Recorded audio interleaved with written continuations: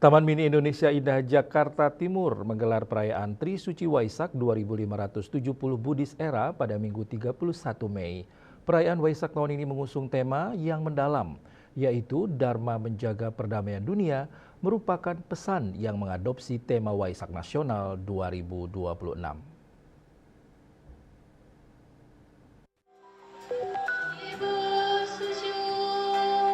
Taman Mini Indonesia Indah Jakarta Timur menggelar perayaan Hari Trisuci Waisak 2570 Buddhist Era pada Minggu 31 Mei. Perayaan Waisak tahun ini mengusung tema yang mendalam, yaitu Dharma Menjaga Perdamaian Dunia, yang merupakan pesan yang mengadopsi tema Waisak Nasional 2026.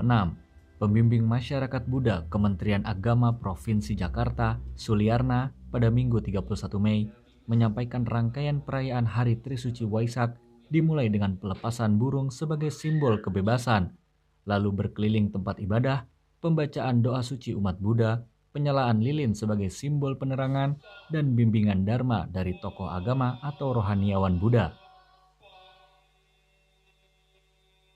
Sebagai umat Buddha menjadi bagian dari warga bangsa, menjadi wajib hukumnya kita menjalankan praktik ajaran Buddha untuk turut serta menjaga perdamaian dunia. Nah, perdamaian dunia itu tentunya berangkat dari diri kita sendiri, lalu ke masyarakat, bangsa, dan negara.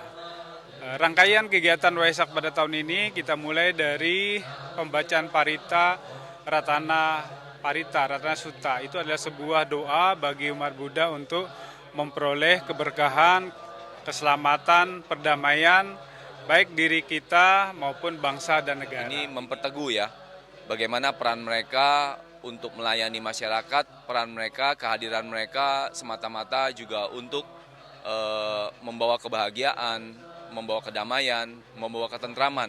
Dan ini semakin konkret ya, semakin dapat dirasakan dengan kondisi saat ini ketika dunia tidak tentram, dunia tidak damai, dunia tidak bahagia, justru kita diingatkan untuk kembali ke jalan spiritual.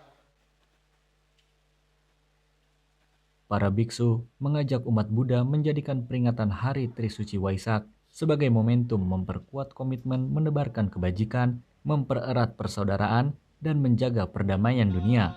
Menurutnya, pesan Dharma tidak hanya dipahami sebagai ajaran keagamaan, tetapi juga menjadi pedoman hidup yang menuntun manusia untuk tetap berpegang pada nilai-nilai kebenaran, moralitas, dan kebijaksanaan. Dari Jakarta, Asfar Muhammad, Rian Rahman, Kantor Berita Antara mewartakan.